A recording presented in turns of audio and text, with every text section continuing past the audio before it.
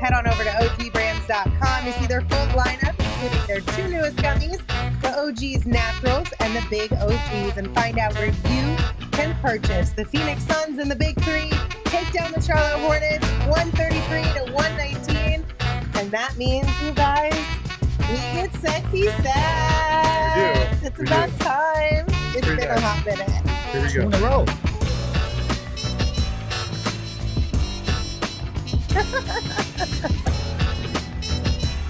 You gotta enjoy the sexy sex. You gotta enjoy the sexy sex. I forgot you guys got it earlier this week, but I didn't get to enjoy it. This is our sexy sex of the week. Look at us go. We're Heading growing. into the new year on the right page. It's fun to see the evolution of Flex with the sexy sax because at first, he was just kind of like, I don't know what to do. I don't think he vibed with and then it. it kind of went to like a little head nod, and now he's like, all right, He's like, I get it now. By the end of the season, he'll be doing the gritty back behind us. So. Yeah, the plastic saxophone. I'll be doing the merengue and the salsa. Oh my gosh, that would be amazing. Well, they did it, you guys. The Big Three, they made their second season debut. They got through the game. They got through the whole thing. Woo! I think that's the bigger story than the game. Woo, buddy. As Travis says with the super chat, what a weird extended preseason that was. 2-0, baby. Yeah. Can we even say we back? We need to say we here, Exactly. right? We finally made it. I'm not quite arrived. We have arrived. I thought it was a pretty solid game. There's a little bit of rust that needed to be shaken off from Bradley Beal, and obviously they're going to work through some of the little tweaks that need to be made and wrinkles that need to be ironed out. But overall, I'm super happy with this game.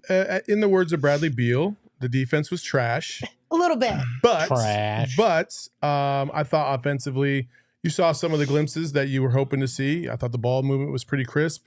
I don't like the lack of movement within the offense. Everything was pretty much perimeter based, and then picking and choosing your spots to drive. But that's step one. This is step one, right? This isn't going to be the final product. And I think for step one against a pretty below average Charlotte Hornets team, I thought they did very well. Very well. They held their own. Yeah, I like the spacing. I like the gravity that you can see is clear with these guys on the court.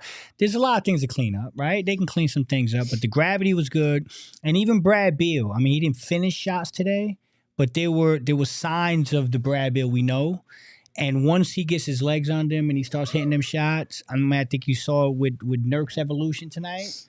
It just makes the game easier when those three guys are on the court. So good first game together. Was second game technically, but let's see if they can, continue it. Yeah, didn't have a quarter under 30 points. Yep. So that's look. We saw things from the offense that we were hoping. It's still Charlotte. I know people don't want to hear that, and Flex, you made that very clear when we were watching the game. But this is a team that lost 10 games in a row now. So I'm encouraged. Well tonight, though. I am very encouraged by what I saw, but I'm not going to claim everything's fixed by this. But it looked much better than the biggest thing about playing a team like this. Did you control the game from start to finish? Yeah. And they did. Yes. That's exactly what they did. Great They point. took care of business. There wasn't really any moment where you felt like, oh shit, is this going to be one of those games? It was over within the first 5 minutes, pretty much. So it was a great stepping stone, and that's what this is. If you expected it to be anything more than that, then you're kind of fooling yourself. But I thought it was a great stepping stone. Yeah, I agree with you. So, and to your point, that's what it's supposed to be with that much talent. Mm-hmm. A game like this is supposed to be sit back, relax, wire to wire win. And they did that. And for it being, just their second time together and the first time with the Big Six, It was cool to see. Tonight was a relaxing game that we probably should have had 10 of these already, right? If everybody was healthy. So it was nice. It was nice to see that. Yeah. The offense when you have the big three and the full 6-man rotation is going to look better than it has because this team's built to score. Yeah. But like Bradley Beal said in the post-game interview, the defense was mostly trash, and that's still A little bit. a little bit. Okay, a little bit. You can't be a little bit trash. No, you're you either either are trash or or you're you not. are not. No, you're just Like- a little bit. Like, what's a little bit trash? Like, half a sandwich is sitting on the ledge of the garbage Yeah. can. It's a little bit trash? No, you're either trash or you're not. can't be a It little was not pregnant. good defense. They gave 119 points, You can't be right? a little pregnant. You're Yeah. either pregnant or you're not. Oh, Like, it's totally different thing. Are they a little dead? Like, no. Like, Trash no. and pregnancy, two totally different games, Flex. Not even in the same ballpark. But- Come How on. many kids you got? I got you. but I mean, Two I know about. Come on, come on. Come on, man. It's a joke. Come on. It's a joke. Come on. Wifey, don't hit me with a pin when I get home. It's a Sean joke. Kemp? What the hell? Oh, my No, goodness. it's a Flex joke. going to be on the injury report for Sunday. after Flex that ain't gonna one. be on the next show. Oh my goodness. All right, guys, let's take a look at the numbers in this one presented by Desert Financial Credit Union, Arizona's #1 credit union named by Forbes. All right, so we got, listen, the Suns shot the ball incredible from the field and the three. They were 18 for 30, 60% from three. Charlotte 23 for 46 on 50%, so they shot the heck out the ball, but the Suns were able to shoot at a better clip. Field goal percentage, again, 62.2% on 46 for 74. What's surprising here is Charlotte shot 47.8%, but they took 92 shots. They took almost 20 more shots than the Suns tonight. So that's a little surprising. 34 to 32 on the assists. The glass is where the Suns won this game. They dominated from beginning to end, 39 to 26. And that was the big Nurk factor. That Jusuf Nurkic was dominant on the glass. You had a lot of guys crashing and helping from the guard position. I think Book had what, 5? Book had four Four rebounds. rebounds. Yeah, so you got help from the guards on the glass, and so that's how you get that type of disparity on the glass. Yeah, because Book had 4, Grayson Allen had 4, Exactly. Beal had 3, KD had 4, and Yep. Nurk, of course, with the big 15. But then you also add in 7 from Chemezi Metu and 2 from Eric Gordon. So. Yeah. But you had to dominate because this was a bad rebounding team this whole year. So you took care of business. You did what you needed to do, and I like it because it wasn't. Yeah, Nurk had big numbers, but everybody else participated on the glass tonight. I like that a lot. Yeah. What? Outshine 87 said, "Trash. Don't let the CGI footprint center kid hear that." The man who eventually becomes an eco-terrorist based on those commercials. Eco-terror. Why do these cups have plastic? Oh my God! So back my to the goodness. numbers. I know the assists there, Flex, were pretty even on Yeah. both sides, but I think that's a big one when you look at the big 3 specifically, right? Yeah. Devin had 7 assists, Bradley Beal had 7 assists, and Kevin Durant had 11 assists. I think, so Gerald had tweeted out KD in the last 2 games, 27 assists and 4 turnovers. KD 3 games prior, 14 assists, 18 turnovers. Yeah. Maybe a little bit of frustration goes a long way sometimes. take Like, care it of the doesn't ball. hurt all the time. You got to take care of the ball. And even tonight, still sloppy with the turnovers. Eric Gordon with 4. Just careless passing sometimes. They still had 15 turnovers. Again, I think this is like the 4th game in a row where they've had in the teens turnovers, and the opponent has had less. They've been in single digits. Like, that has got to stop, man. That's got to stop, right? Yeah. But other than that, like, again, I thought the ball movement was crisp.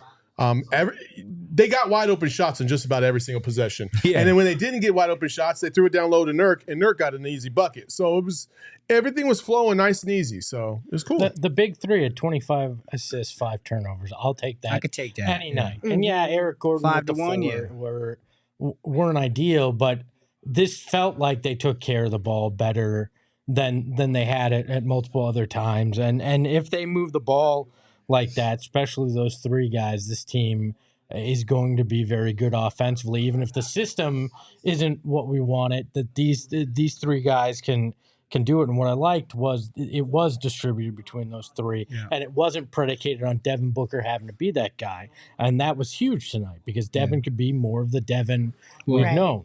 That's the Lindsay biggest nailed point it, to me too. And we even have a super chat about it. Base God Flashy sent us one and said, Booker looked so much better with point guard role spread between him and others, allowing him to play his natural shooting guard role. He was confident again.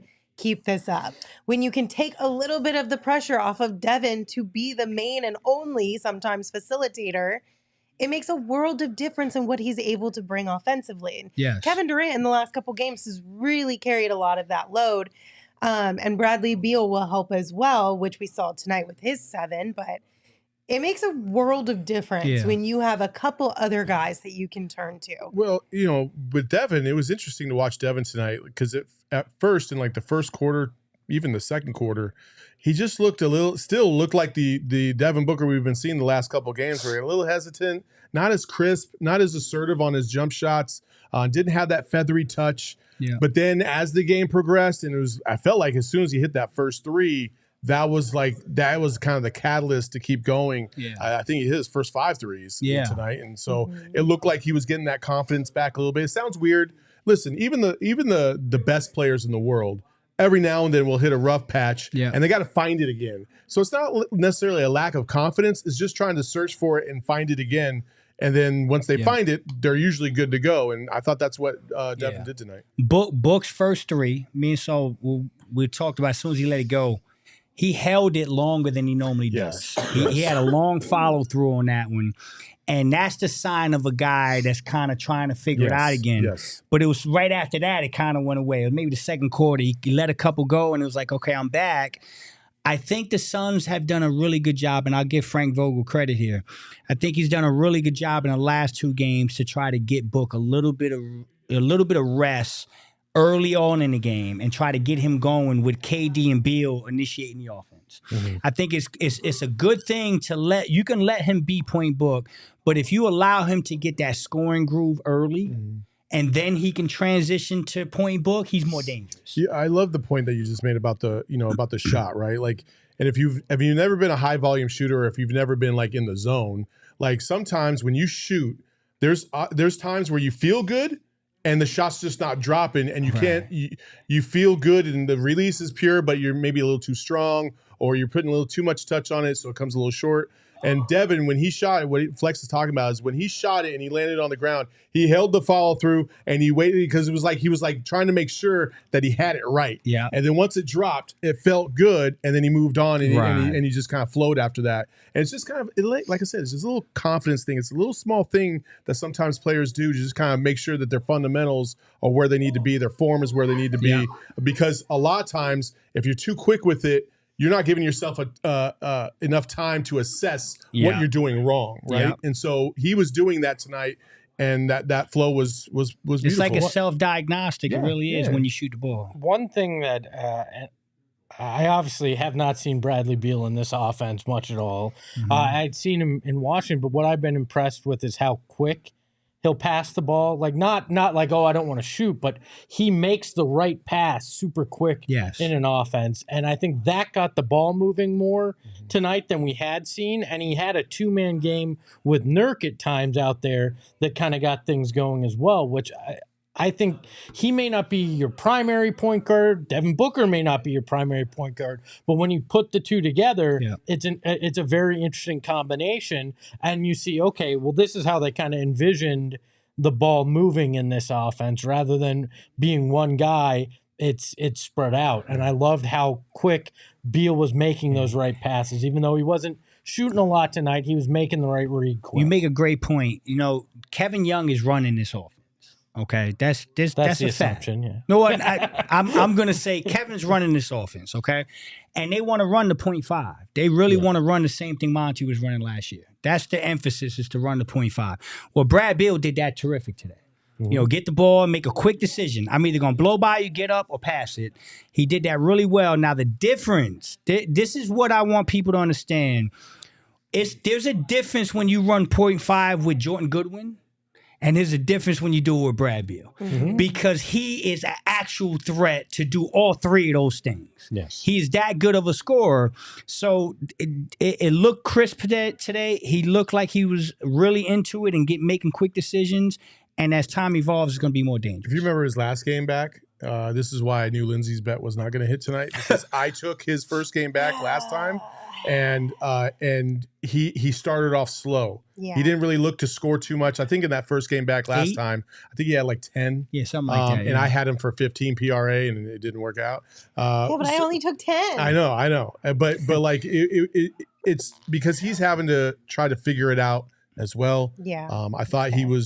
I thought he did a really good job of just getting the ball out of his hands to other guys that were a little bit more in position, a little bit more ready to shoot and score and make plays. And again, I keep talking about this. You've heard it since you were in high school, college, and even at the professional level. Sometimes you just got to let the game come to you. And I love the fact that Bradley Beal did not try to force anything out there on the court tonight. He just took what the defense gave him. And when the Suns were like, hey, ISO, go get this dude. He had a couple opportunities. He didn't cash on every one of them, but I really did love what the Suns were trying to do to incorporate him into the offense and how calm and relaxed he was in the middle of it. Yes. Well, and him being there did two other things. You didn't have to rely on Josh Okogie, a Nasir Little, a guy like that to be number 5 out there with those guys. And it also allowed Eric Gordon and Grayson Allen, when they were out there on the floor, to just shoot, right? Yeah. Not overthinking, not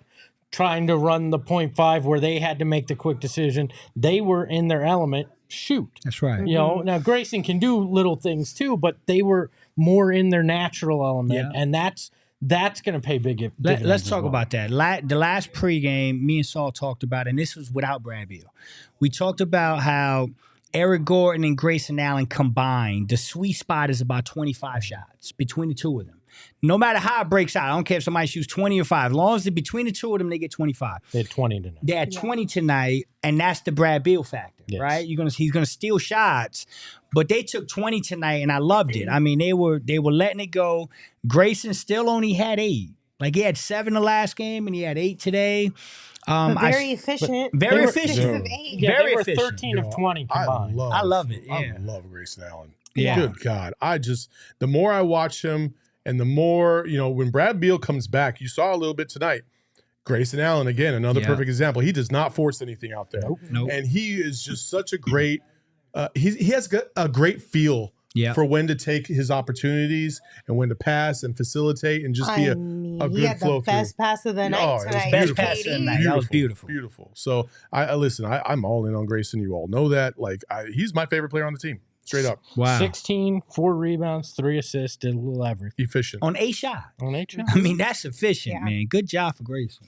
Yeah, but again, it's like Grayson Allen was coming into his own before we got the big 3 back. Yes. Now that the big 3 is back, or whatever you want to call it, it's going to be even better because now Grayson's been feeling himself for a hot minute, and then he's going to have even more space to operate within. He's going to have more open looks and opportunities. Like, it's going to be a really fun time to be Grayson Allen on the blessing is in lot. disguise. But also, like, we talked about what he needed to do, and that was not defer when he has his opportunities. Because when you defer, when you have the opportunity to score, you put your team in a bad position. Yeah. You're open for a reason. Got to take the shot. And I thought that's exactly what he did. Yeah.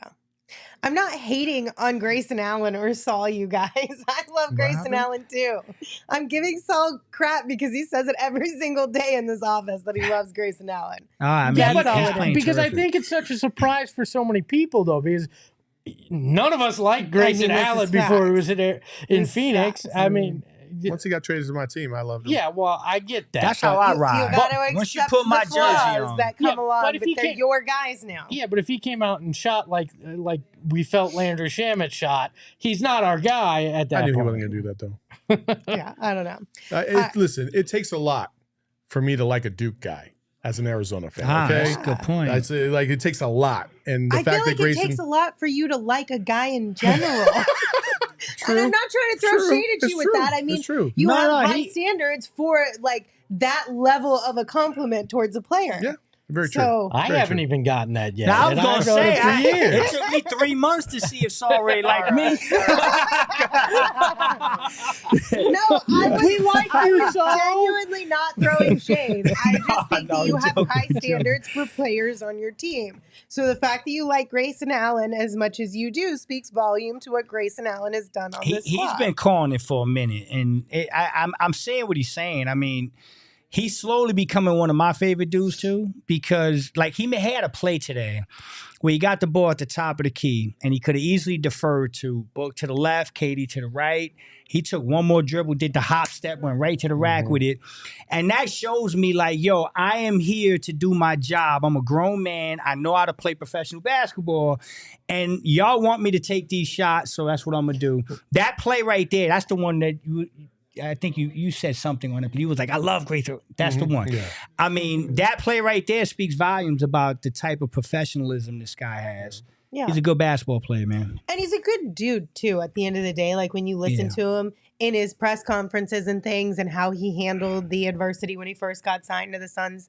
Yeah. Grayson Allen, he has a bad rap, but I feel like deep down inside, he's a good guy. The big three wholeheartedly trust Grayson Allen. Yes. I don't think they trust everybody else as much as they trust Grayson Allen. Great I think they fucking view point. him as an equal to them in terms of trust factor, making the right decision and not doing stupid things out there on the court. I think by far he is the one they trust the most. That is a fantastic point. And there's no surprise why he is the fifth guy in that lineup right now, because he's earned that trust. I couldn't agree more with Sal. That's the guy that they know is okay. We can go to war with this guy. I think he's surprisingly good on defense too. He's not great, No, but he's not great, But he's no but he's scrub. good. Like he's good enough to get you by at times. Now there'll come times where there's mismatches based on that lineup, and you'll probably have to think your way through it if you're Frank Vogel. But in a game like this, his defense was passable, and then he's efficient as hell. It's exactly what you need out of that fifth guy. Yeah. One of my favorite things is when companies want to hook you up with bonuses when you sign up for something and join their squad, and Desert Financial Credit Union wants to do just that. For more than 84 years, they have been Arizona's largest, most trusted local credit union. And right now, when you open a free checking account online, you're going to get $200 in bonuses. So get started by visiting desertfinancial.com/200. Also, our friends over at BetMGM have a $1,500 first bet offer going on right now.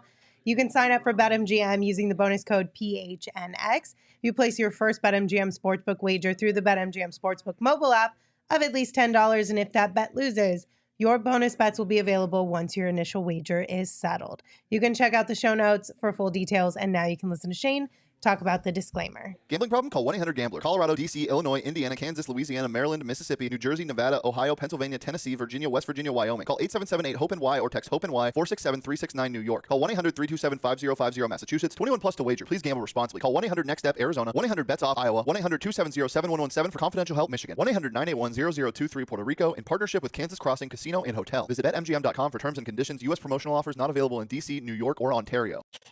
Get stuffed, Ontario. All right, before we talk about my favorite player, let's talk about our bets real quick. Oh, boy. This is the easy one. I took an L. Espo took an L. Flex took an L. But Saul got a dub. I keep saying it. This fucking guy is coming. Pause. It's so annoying. He's You did it to pause himself, yourself, man. yeah, I'm just waiting. I know this guy's on fire. I'm seeing it. He's the actual PHNX version of the Suns right now. He's on his way. He's got $25 ahead. I'm sorry. I'm so bummed right now. I tried to tell everybody, like, just like the Suns, like, this is a long season. You can't get too happy on the farm. And some people Lord have mercy. are on a cold streak. I got lucky a couple times. It's because you took a Lindsay I tonight. did take a Lindsay, and I'm I just tried creeping to up act there. like you and Flex. At some point, I'm going to take the lead, but that's not going to last forever. So. Can you tell him no? Well done is better than well said. Well, everything Keep he telling. wants is on the other side of a hard bet. There you go. I There you mean, go. So Espo has $148.50. I have $76.58. Saul has $51, and Flex is minus $55.41. So we'll keep you posted on how things go. If If you got any advice, drop a comment and let us know what you think. All right, let's talk about my favorite player. He's going to be our big, bright, shiny star tonight. I'm a big, bright, shining star. Look at that guy, Jusuf Nurkic finished with 24 points, 15 rebounds, 2 blocks as well. He was 10 of 13 from the field. I feel like the big 3, the big 6, really big 5, I guess, around Nurk. The 5 around Nurk, okay. really opened things up for Nurk to just thrive. The Bosnian flex looked good tonight. Yeah. You look at that photo. It's the Bosnian I flex. like them shades on that guy. But again, we talk gravity when you have all 3 of these guys around, and it opened up things down low for Nurk. And like I talked about earlier, he and Bradley Beal had a little 2-man game going on where he was getting Nurk open looks. And I mean, it started right out the gates. Nurk came out, had 10 and 10 real quick there. And it just kept going tonight. I loved the energy down low. I love that he was ready to mix it up at one point tonight. Like I turned to you guys, I said, at some point he's going to kick somebody's ass on the court in a game at some point. I love what I see from him. He had the 2 blocks as well. I know he has his flaws, but on nights like tonight, he's a hell of a lot of fun to watch. Nurk's tough, man. Nurk's a tough dude, and he knows how to play basketball. What I like most about tonight was the Suns never shied away from feeding him. They kept doing it the whole game. They was like, yo, you ain't got an answer. We know we the big 3, but we going to keep feeding you until you figure that out. And that's a good sign going forward, because if teams are going to put that much attention on the big 3 and leave Nurk to operate with no guards cheating and helping and he going to have a field day. Nurk's a big boy. And that's another trust thing. You talk about Grayson, they trust Nurk in those situations too. They don't go away from him in the second half because they trust that he's going to get the job done. Yeah. You know what's so funny about, we heard about Nurk is that he'll have up and down games. But I feel like his up and down games are wildly different from DeAndre Ayton's up and down games. Yeah. Because I feel like the floor and the ceiling are not as wide apart as with DA. Like DA would have, he would have 10 points one game. Some games he had 25, 30, right? Nurk has been kind of like that 10 to 18 for the most part, just about every single game. And then when it doesn't work out for him, they usually like defer to somebody else. So he's not on the court as much. But I mean, I love his facilitation. He's been great on the court. He's been I like what he brings to this team every single game. I think the difference with DA too, Saul, is that Nurk knows when he's not scoring, there are other ways to help this team. And he does that with the way he passes the basketball, the way he sets screens, the way he spaces the floor. And so when he does have a bad game, you look and it may be 8 points, but he got 7 dimes. And you're like, okay, it's not so bad then, right? And so you're right. The ceiling and the floor is a little different, but he's kind of living in the middle consistently, and I'm cool with that. If he stays right where he's at, we're in a good spot. Yeah. I also really love the fire that you get from Nurk, not only in moments like Tommy brings up, you see that guy push him from behind. Not only in moments like that, but just throughout the game, I feel like Nurk always plays with a little bit of an edge. Yeah. But he's also not afraid to shy away from like contact, like we saw in that situation where he stood up for himself. But also there was a point in time tonight where I feel like he got his own rebound 3 times and there were 4 guys around him and he was just battling through until the whistle blew. He almost got his nose broken on that play. Like he wasn't going to stop. And I really appreciate that about Nurk. And I feel like he's also like a teammate's, like you're his guy when you're on his team. You know what I mean? Like you can feel it on the court. And then of course the social media shenanigans are the same idea. I mean, who did Book get into a kerfuffle with on Christmas? Was it Grant Williams? Williams. Williams. And then Nurk goes in the comments on social and was like, I'm taking notes, basically. Like, my God. Like, I feel like Nurk is playful about it, but it's genuine. Like, you're my guy. Like, I've got your back in every situation. Not even just like drama on the court, but actual basketball as well. Like he knows he's going to be there for you.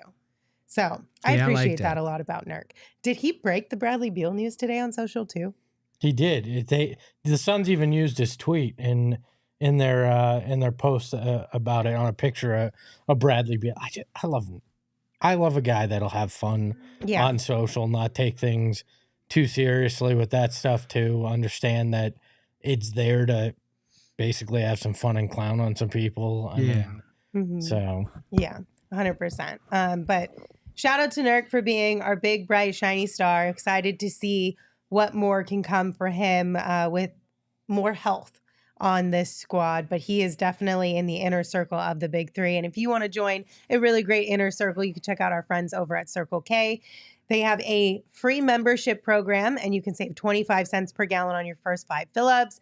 You can save 3 cents per gallon every day after that. And they also offer a ton of other discounts and coupons throughout the year. So join Inner Circle for free by downloading the Circle K app today. Terms and conditions apply at participating locations. Visit CircleK.com for details. And when you go to Circle K, you can always pick up your Arizona Lottery scratchers. They start at just $1, and top prizes are up to $500,000. So go out and buy your holiday scratchers today. You can find a retailer, like I said, like our friends at Circle K, by visiting ArizonaLottery.com. Now, you must be 21 or older to play.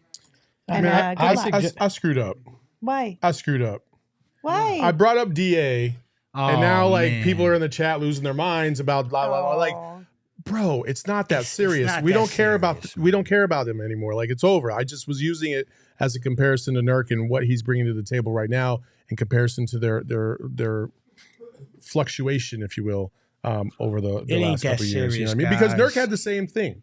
If you talk to Portland fans, they talked about how wildly inconsistent he was too, and I think he's evened out a little bit. That was my point. Yeah, maybe I didn't illustrate that enough, but like it's like if you bring up DA or if you say KD had a bad game, you're going to get attacked, and it's like everybody, it's not that serious. Calm down. You don't have to be like AJ the asshole in here in this fucking chat and come at people all sideways because you will get kicked out. So just want to say that.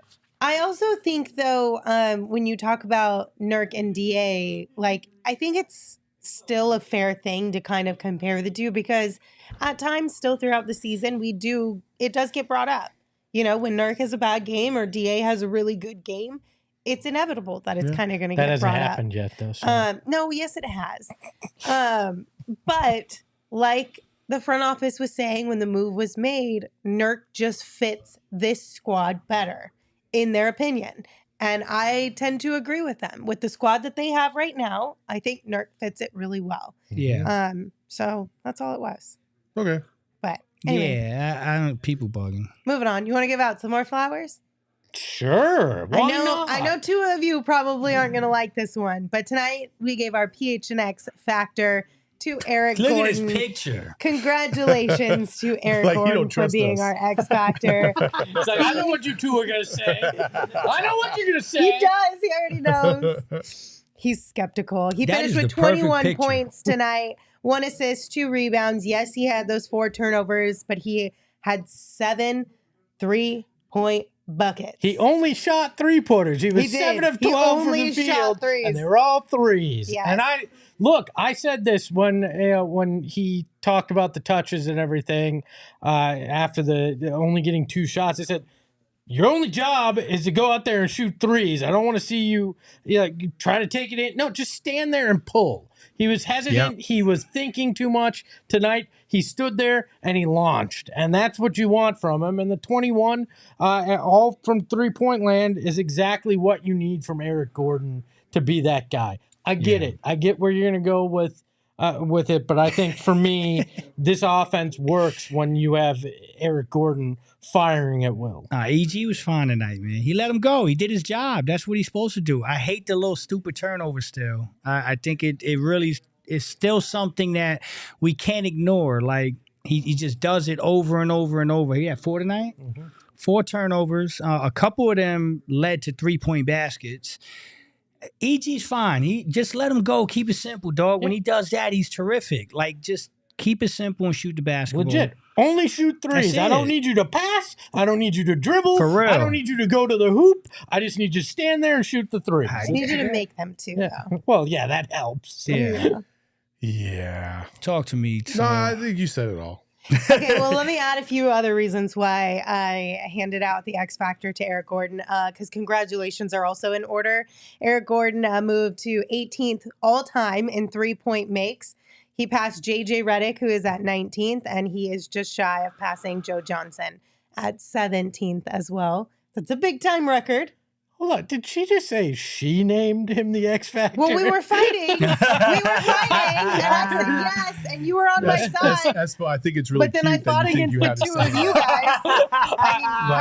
I mean, when Lindsay wants something, she gets it. This is facts. I mean, listen. So don't fight it. Is there anything else you want, Lindsay? Anything else I you're would going like to to add decree? one more thing Okay, go to ahead. the conversation. Okay. So Shane Young on Twitter had shared this as well. This is Eric Gordon's 19th career game with 7 or more threes, 3 behind Paul George, 10 behind Ray Allen.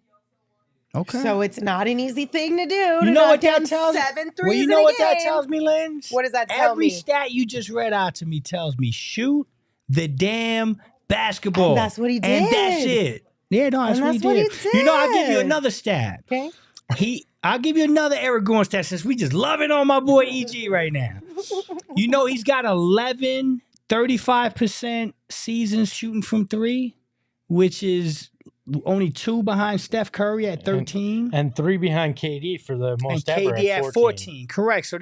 So again, hey, bro, like, that's what you do, homie. That's what you get paid for. That's why you're in the league. Let him go and cut all the other stuff out. Don't But, yeah. dribble, just jack threes. That's I it. mean, listen, that's the reason why he's not. Yeah. They tested him out as kind of that pseudo backup point guard guy, Mm-hmm. or hybrid guard, you should say. I wouldn't say they just single-handedly gave him the Yeah. point guard.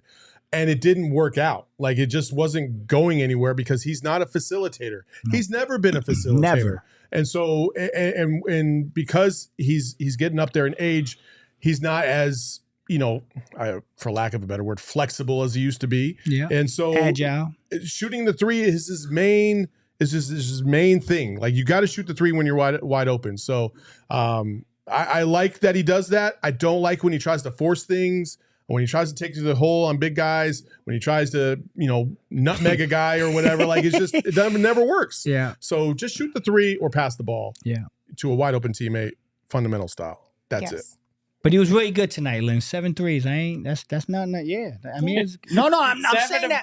12. Like, Yeah, no, that's good. That's good basketball, man. So if he can keep doing that and cut the turnovers out, I love what I'm getting from him. Also, I don't think that KD or Book could be an X factor either. No, none of the big 3 can be an X Factor. The X Factor is a guy that you don't necessarily expect the game from. Or that you don't have, like, that doesn't do it every single night, get that. all I the get that. time. I get Like, that. I expect 35 from Devin Booker. I expect 25 or more from KD. Yeah, you're like, right. those, that's just like a given to me at this point because they're superstars. They can't be X factors, in my opinion. That's fair. That's how I feel about it. Okay, so we have a couple super chats that we will get to now. The first one is from we did those ones. The first one is from Submerged Suns fan. Thank you so much. They said the Bosnian beast dude was efficient. Yeah. Yes, he was. Sure Absolutely. was. Mike Kafka sent us one. Thank you. They said Christmas Day. I said Katie needs to pick. Can you stop unstarring them while I'm reading them, please? Thank you. Christmas Day, I said Katie needs to pick up his game or come off the bench. Since then, Katie has played 2 of his best games with back-to-back 10 assist games, and Suns are 2-0. You put baby in the corner. I'm sorry. No, Every time I read it, and then it jumps, and I don't know where it's at. All right, we so just got to leave them there. who's this? Mike Kafka? All right, so you got some interesting things in there, but you lost me with the KD coming off the bench thing, man. I mean, he scared him. He scared KD straight. Yeah. Okay. Listen, I do agree that the little bit of frustration that we got from Katie around all the shenanigans around Christmas probably was a positive. Maybe a little bit of a fire under his ass to just be even more than what we normally get from KD. Yeah. I don't think that you could, in your right mind, really think that KD should come off the bench. I do want to say this. I couldn't even imagine the thought of all the players on the team if Vogel was like, KD's coming off the bench tonight. Like, you lose the locker room. You probably lose the franchise and the fan base too. No, Like, you lose your job as soon as you say it. I want to know this though. who put somebody in the corner better, Mike Kafka with KD or Lindsay with Rudy? I mean, who really set somebody straight better? Sorry, Eric, we appreciate you unstarring things over there. All right, next one from Go-To Tech Reviews. The rough patch of games has galvanized 4 to 10. Huh? That's what it 4 says, right? 4 through 10, the rotation. Oh, 4 through 10. Oh, gotcha. Sorry, I read that as like a score or a record. And I was like, I don't get that. 4 through 10, that makes more sense. No, it really has. I mean, that's, again, blessings in disguise. You go through all this crap, and then you get healthy, and you get some better talent around you, and they came into this game with the big three kind of already feeling good about what the next 8 guys should be, right? You add Brad tonight, but he stuck to his guns. We wanted him to kind of follow up with Azubuike and Saban Lee and Metu, and he stuck with it. And I'm seriously thinking right now, I don't give a damn who we play. Those are the guys that should be playing. Like, I know Okogie didn't play tonight, and Nasir Little didn't play tonight. Jordan Goodwin played 1 minute. Right. I'm saying stick with what's working. These guys are playing their asses off, and it's starting to look like it makes sense. I don't get too crazy with it. I loved Metu being the guy that they brought in for KD. Yep. And running him with some Book and some Beal out there too, and he responded well. Was another guy very efficient, 2 of 3 on the field, 4 for 4 from the free throw line. Hit his only 3, had those 7 rebounds. Like I like him in those that 15, 20 minute range, going in there and doing that. Yeah, you know what? I'll give Azubuike credit. 2 or 6 minutes. Didn't have anything other than the 2 blocks, but he brought that energy. Again, had those 2 defensive stops. They were solid 6 minutes, and you didn't bring in Eubanks at all tonight. And you can kind of get away with it because, Charlotte doesn't have any kind of dominant center. But that's what happened. He went out there and played well. And he slid Metu to the 5 in some spots. Yeah, because Charlotte was trying to go small. Yeah. My caucus sent us another one, and they said I was being a smartass. Yeah, we know. Let's go. Okay. Thank you. We appreciate you. All right. The next one we will read comes from Lee Adolfo. They said, my first super chat, I'm a truck driver in AZ and always catch the game. Let's go Suns. Oh, and Espo over Woj. Oh, damn. Okay. That's a big time, Espo. Let's go. That's I've been big. breaking that news like Look nobody's at you business. go. Thank you for your first ever super chat and for being here with us. Appreciate you. Absolutely. Adrian sent us one. Thank you, Adrian. They said, hi, folks. Good win. What do you guys think is the over-under on wins in a row? Go effing Suns. 5. 5? I'll go 7. 7? Mhm. Okay. What are we at? 2? Yeah. I'll go 2.5. I'm gonna split the difference and say 6 then. Okay. I'll split that one. All right. We have one from Leo. Leo, thank you. They said, I thought Nurk's BB tweet was about Bobo. LOL JK. Oh, Leo. Oh, Leo. That'd be awesome if it actually was. He's just like, I really like what Bobo was doing at shoot around. Go-To Tech Review sent us one, and they said, best Beal moment, quote, our defense was trash. Yeah. Yeah. Very true. A little bit. A little like trash. that. I love that. Speaking of which. A little trash. Speaking of which. Yeah, we did hear from Bradley Beal after tonight's game. Here's what he said about finally being back with his squad and working through all the adversity. Well, I'm usually a little faster with ankle sprains. This one was really tough. This one was, I really tweaked this one. So for me, it was definitely frustrating. Dealing with the back and then coming back and feeling good in that New York game. And second play of the game, I'm out. And that can't make it up. It's unfortunate, but I think it definitely just helped challenge me a little bit more, challenge my faith a little bit more, and just for me, it gave me a little bit more of an open lens of just looking at the dynamic of the team, where I can fit in and how I can contribute. Happy to have Bradley Beal back out there on the court. And to talk more about Beal and his second debut, it's time. In the darkness, beyond the light, there shall only be one. Welcome to From an undisclosed location. Or not at all. Or maybe not at all. Where's Yeah. Gerald? Oh, Hey, hey,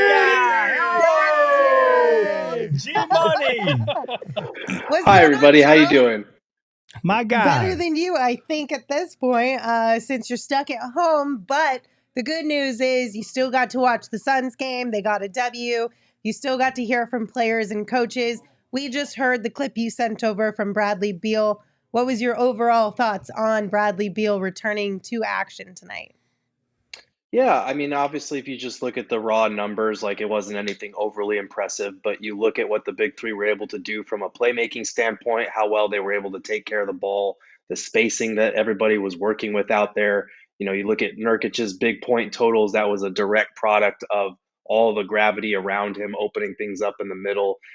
So I was really enjoying watching this game. Obviously, you take it with a grain of salt because it is the Charlotte Hornets, but you know, this is kind of what the Suns have been envisioning this whole time, and it was good to see glimpses of what they'll hopefully be able to build on, and hopefully these guys can all stay healthy because this was the first time we've seen kind of their top six guys all available in the same game, and it was beautiful offensively. You know, Beal said in his post game interview on TV that the defense was a little bit trash, but like honestly, that's the side of the ball that's going to take more work to build, more reps to build. So overall, I thought it was pretty good, and I thought the Hornets hit a lot of tough threes as well.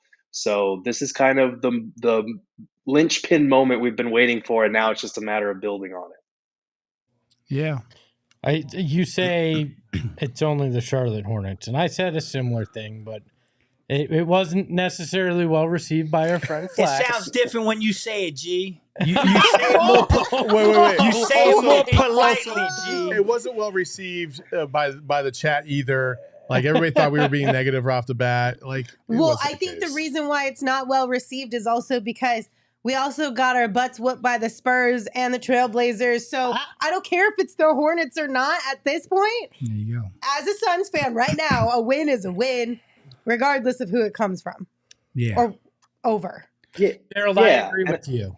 Yeah, and I think it's okay to acknowledge that it's just the Hornets, but also acknowledge like this team needs to have reps against anybody. They could be playing the Washington Generals out there, and right now I wouldn't care as long as they get the requisite reps together to build on it. So that's my biggest thing. And Bradley Beal touched on this a little bit in his post-game comments. He was talking about how in the NBA, sometimes fans have unrealistic expectations. You know, they see a guy, so many guys in the league right now averaging 30. You see a couple of guys average a triple-double, and they think that that's just supposed to be the nightly standard. And in reality, anybody can beat anybody on a given night in this league. And when you have a team that has three superstars like the Suns do, you're going to get opponents' best shots on most nights. This is a Hornets team that hit 15 threes last night against the Lakers as well. So it's not just a Suns thing. Like there's talent across this league. The NBA is as talented as it has ever been. And as much as the Hornets have a bad record, like there aren't many teams in the NBA anymore that you can just kind of look at the schedule and be like, oh yeah, that's a 20-point win. Yeah. G, I'm sorry. I got a question, G.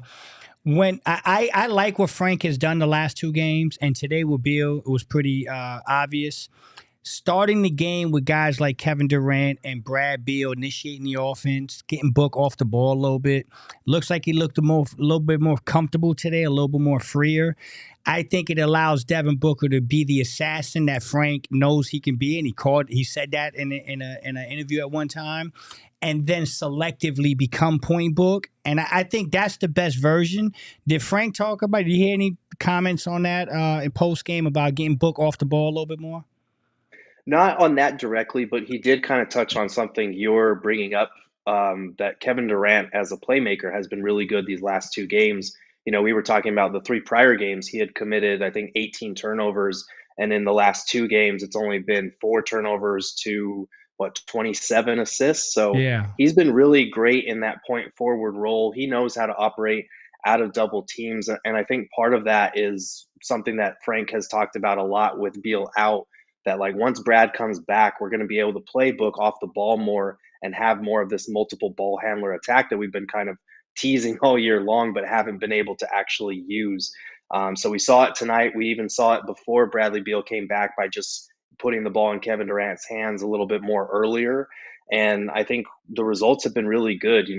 I know some people saw Kevin Durant's shot totals and wanted him to still shoot more, but like at the end of the day, I think Kevin Durant will be perfectly happy with being able to put up 20 some easy points on super high efficiency and also distribute the ball with the team scoring near 130 points. Like that's his ideal balance. He's a guy that said he doesn't want to take 20 shots a game. So I did like that Book has been able to pick and choose his shot spots more and be more of a scorer primarily the last couple games. What did Book say about just having Beal back and what that does for them as a squad?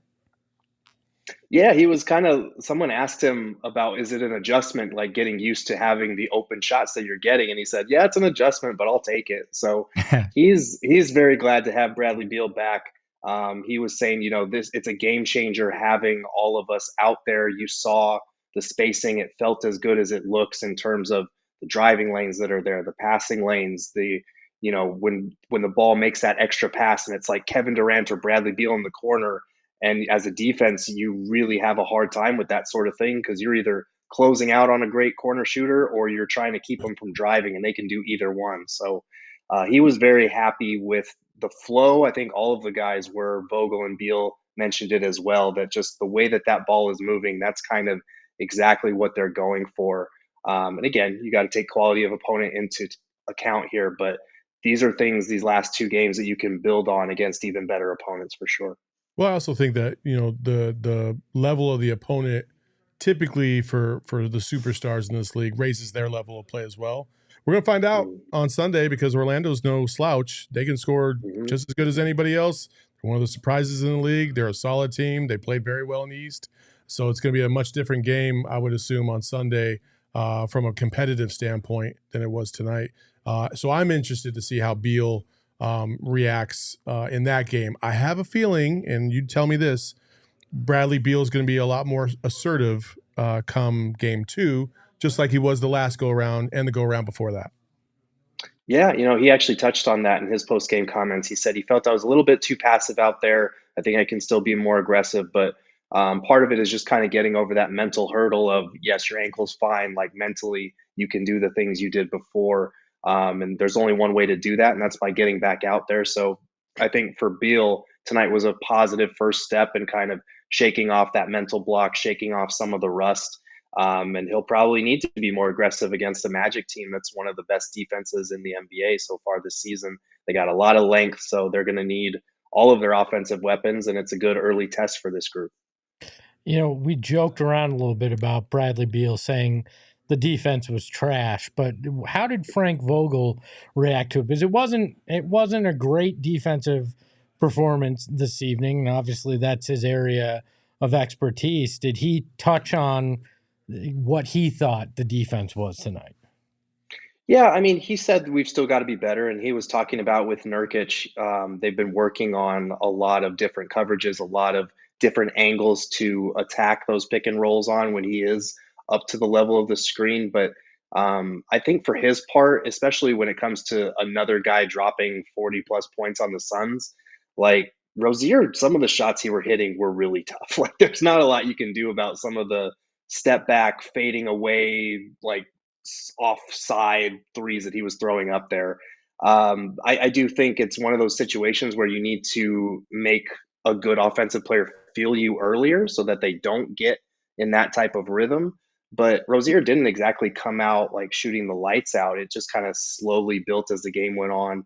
And, that's an area where having a Josh Okogie available would probably help you. We know Jordan Goodwin is not really in the rotation right now. So that's a tough task for Grayson Allen to kind of be that guy. But I think they're okay with trading offensive firepower for some of that defense, because when you have Grayson with the big three, that just opens up a whole new world of spacing that we haven't really been able to see all season. So I think everyone's very much aware the defense has to be better, but this is a team that hit 15 threes against the Lakers just last night as well. They've been shooting the ball really well recently for whatever reason, and I think they kind of carried over some of that momentum into Phoenix tonight. Gerald, any final thoughts before we let you get back to your quarantine? No, I'm just glad that the sky is not falling for one night. We don't have to fire anybody. We don't have to trade anybody. We're we're okay for now. Now it's just a matter of building on it and showing everybody, okay, yes, we can sustain this against better teams. And I'm excited to see that process play out. I love that Gerald's so optimistic while stuck at home. I appreciate it. Gee, I love it, man. Way to thug it out, man. Feel better, my guy. Listen, at least we got a Suns win, Gerald. That makes it a lot better, right? Always makes it better. And I am asymptomatic, so nobody worry. I'm feeling just fine. That's what's up. He's just doing his due diligence to keep us all safe. And we appreciate you for that, Gerald. Guys, don't forget to give Gerald a follow on social at Gerald Bourguet. And, of course, read all of his writing over at gophnx.com. Bye, Gerald. See you later. Thanks, guys. See ya. Also, make sure you check out our friends over at Four Peaks. Sports is just not the same without a Four Peaks in hand. You can visit fourpeaks.com/locator to find all your favorite brewery tours and events that they have going on. You can also give them a follow on social at Four Peaks Brew or at Four Peaks Pub to keep up with the latest at Arizona's hometown brewery. I'm dying. But you must be 21 or older to drink Four Peaks. Please drink responsibly. And make sure you check out our friends over at Gila River Resorts and Casinos and all they have to offer. Their state-of-the-art gaming floor has over 800 slot machines, 15 blackjack tables and live tables, and Arizona's largest casino sportsbook. You do you at Gila River Resorts and Casinos. Visit playathila.com for more information. All right, we have a couple more super chats to look at here. The first one is going to be from the anonymous Buddha. Thank you so much. We appreciate you. They said, EG was getting hate for no reason for speaking pure facts. This lineup of Book, KD, Allen, EG, and Nurk is something special. Do you think there are games Beal comes off the bench? No. I would guess no. As well. No. But I think Eric Gordon is the perfect person to come off the bench. I know in the pregame show, somebody in the chat was saying he doesn't play as well coming off the bench. I thought he played really well tonight. Fine tonight, yeah. And it allows him to just do what he does best, shoot the three. Yeah. So, and just because he doesn't start doesn't mean there won't be some games that he isn't in there at the end. I mean, you can see Grayson not be in there if Beal has foul trouble or something. You could see EG close things out, but he's not going to start over Bradley Beal. No, let's not get that twisted. He's not a better player than Bradley Beal in any way, shape, or form. He's just not. And EG, what EG said to me was ill-timed. It might not have been wrong, but it was ill-timed because he had been getting plenty of opportunities to be able to score and shoot and be able to play at a high level. And there had been a lot of games where he had not played up to that level. And so you can, like I said, the trust factor wasn't there with him and his teammates and trusting that he was going to take those open shots sometimes. He ended up opting to penetrate and it wasn't working out. And so they tweaked some things and he's been getting a lot more wide open threes now. And it's been paying off the last two games. I'm sure it'll continue. It's just, like I said, it was just ill-timed. So Crispy Haynes on his podcast with Mark Stein today was talking about this because he's the one that got the quote from EG. And he said it was simply because Frank Vogel had brought up the fact before they talked to the players in his post-game presser that he needed to get Eric Gordon more involved. 2 touches wasn't enough. And that's the way the question was phrased. And I think when you hear that, and if I'm asked, Frank Vogel said he needs to get you more touches and 2 isn't enough, and then you're asked that, and then you answer that way. Okay, I think it's a little different. For sure. But again, context is lost when it's just presented the way it was. And it sounds like he's being very selfish in the way he's talking. I think it's fair to say, because we're saying it, let EG be EG, get him those shots and let him shoot. And I think when you hear it in that context, it may have just been more, he was just trying to say that, you know, which for sure. I think is a fair assessment too. So agree. Yeah. Again, a lot sounds worse through the prism of you've lost to Portland, you struggled against Washington, Christmas Day is a mess. There's a lot changes the perspective on it too. Yeah. Larry Lewis sent us one. Thank you, Larry. They said, and to think 2 games ago, everyone was ready to blow it up. Eyeball emoji, eyeball emoji. To be Yeah, fair, Larry. Yeah, Larry. I'm to with be you. fair, There was a lot of people ready to blow it up. Hold on. Two Not games y'all. ago. Not y'all. I'm not talking about y'all. No. I'm not talking about none of y'all. 2 games ago, things were in a really rough spot. They've done a good job in these last 2 games to turn things around and make it more fun and provide a better product. But let's not act like it wasn't bad. Oh, I don't think Frank Vogel and Kevin Young are sitting comfortable yet. No, absolutely not. Listen, win or lose. Like, one of the things that's great, like, we all have different perspectives, right? And Flex is a very positive dude. I probably skew a little bit more pessimistic. I'm a miserable curmudgeon. I wouldn't even say negative. It's just I need to flip-flop see it. depending on the day. I need to see it, and I need you to affirm it for me to be all in on it, right? But I'm not also going to just dog you just because you lost a game. There are games where teams will lose, or the Suns will lose, and I actually thought that they played a very good game. Yeah. The other team just played a little bit better, and that's okay. And then there's other games where it looks like they don't even show up. And that's not okay. And so you gotta figure out the difference between the two. If you want sunshine and roses and you want fucking cotton candy and churros, then go to fucking Disneyland, because it ain't gonna be here. But we're gonna tell it like it is. Yeah. And we're gonna do our very best to be as positive as possible, find the good spots. But there's also going to be some things that we're going to call out that we thought need to improve, just like you guys do. If you just read the chat, it's always good and bad, no matter win or loss. Yeah. There's always something positive. There's always something negative. I feel like we reflect that just as much as you guys. I will say it was probably too far if you were on the trade machine trying to figure out trades for Kevin Durant or Devin Booker. Yes. Think you were too far. Yeah. That was a bridge. You were a little too far. There was already people talking about trading Devin Booker, and I was like, bro, what are we doing? Well, right and now?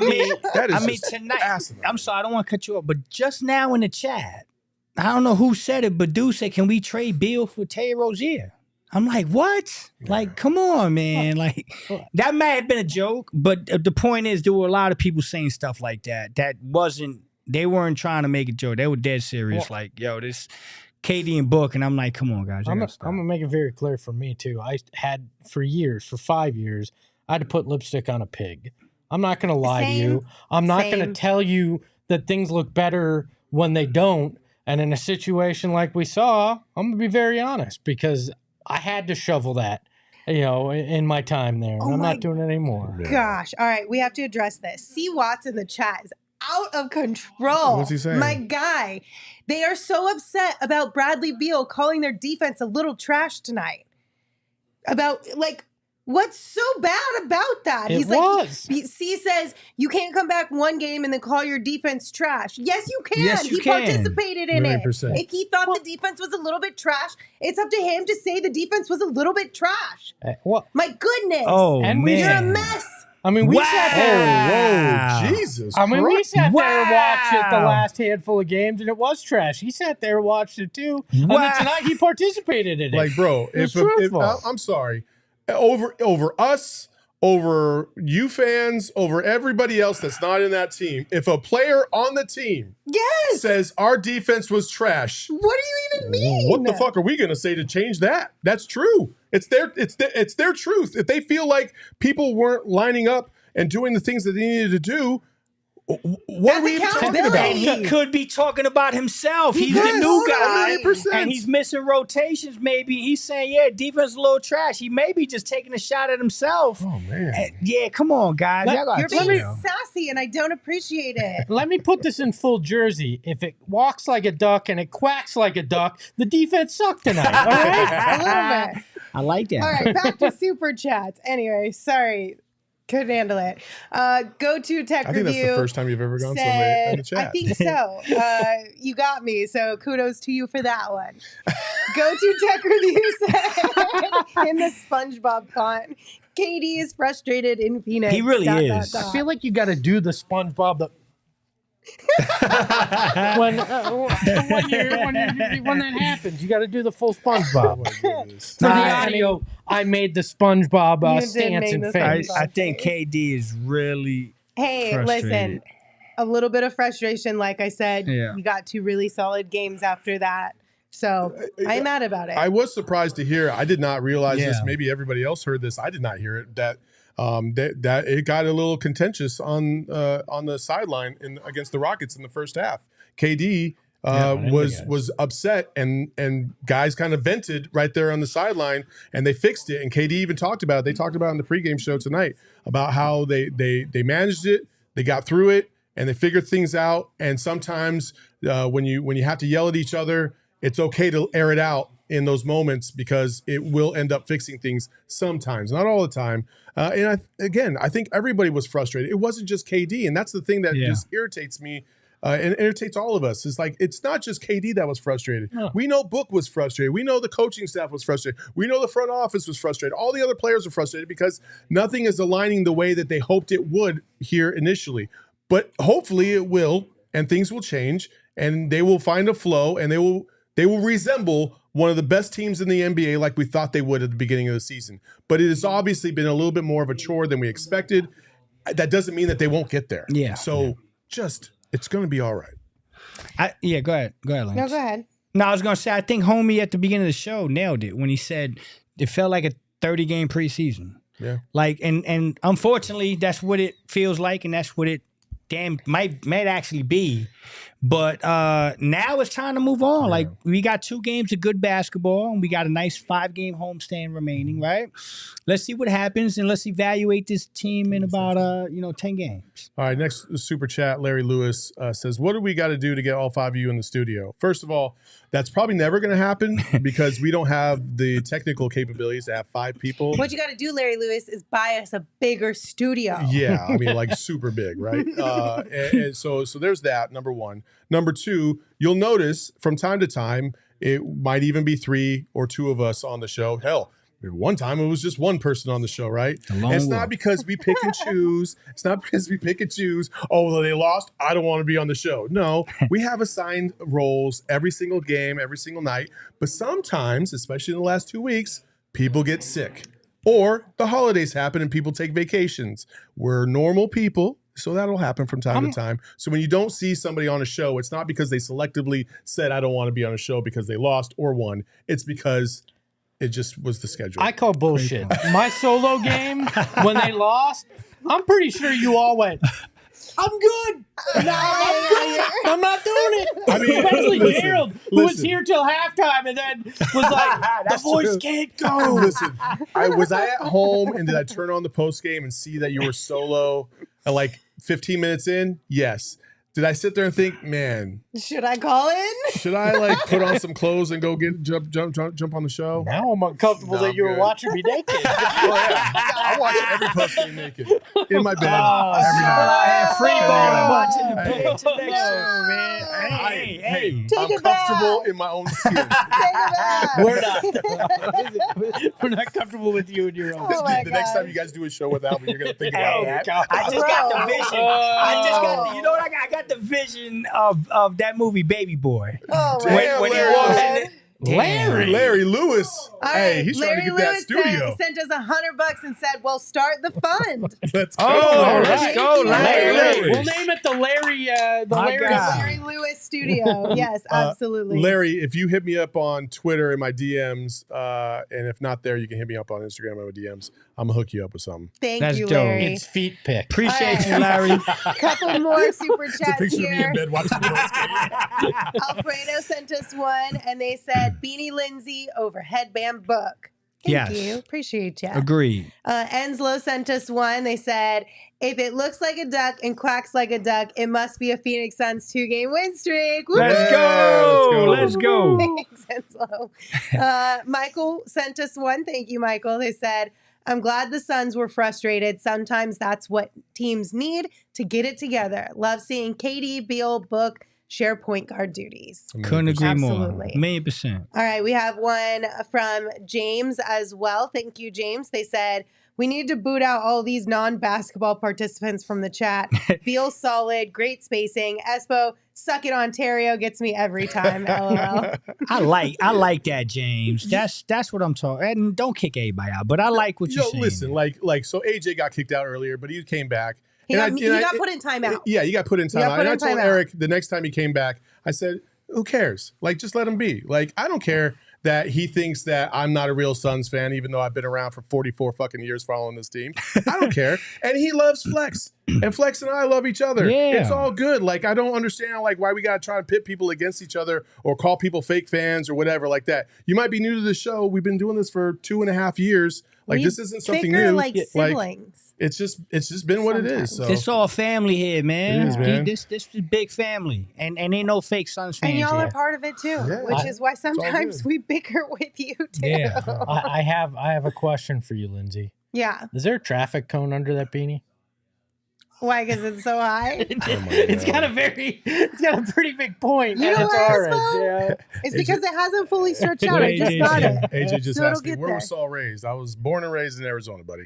That was it. Same Grew up in Z's. Tempe, lived in Prescott, lived in Cordes Junction, Arizona, lived in Mare, lived in fucking Whitman, Arizona by Wickenburg. That's I like lived the in worst Peoria. tour of Arizona. I've been around the fucking state, man. I lived in Tucson. I've lived everywhere. Like I know my shit. You're like, I lived in this shitty part of Arizona and that shitty part Yes, of Arizona 1,000,000%. and that shitty It part was of Arizona. awful. Thug life, My baby. first game was in 1988, and Eddie Johnson was playing in that game, and now I get to do a fucking show with him every single fucking that week. something? It's pretty dope. He was my first poster Okay. from Veterans Memorial Coliseum. I wanted right. a KJ poster, but my dad made me get an EJ poster, and we fast forward, and here we And are. Can I and tell- hold on. hold Go on. ahead. The fun fact: Eddie wears the same short shorts that he wore on court during the outside shots show. All right.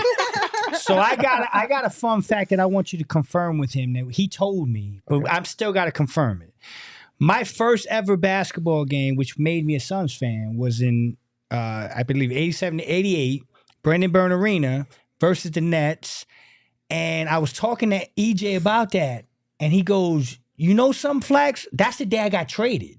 Oh, So my first game, which made me a Suns fan, was apparently the day EJ got traded in the game at the arena. wow. So yeah, but yeah, we have a similar story. I mean, that was what made me a Suns fan.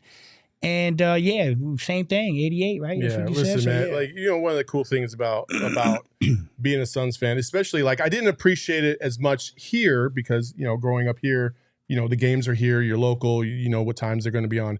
But joining the military and doing that shit Oh, and being yeah. over in Florida, or really when I was in San Germany, Antonio, bro. I was in San Antonio and I would get off, you know, I had to wake up at 3:00 in the morning to go be my, you know, do my boot camp stuff.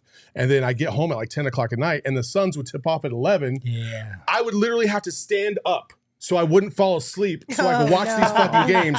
That Raja Bell corner three, I still remember hitting my head on this little drop down part of the roof because I was so excited. And I was Playoffs, like, Clippers? And then I told myself, I don't know if I can go to sleep because I might have a fucking concussion.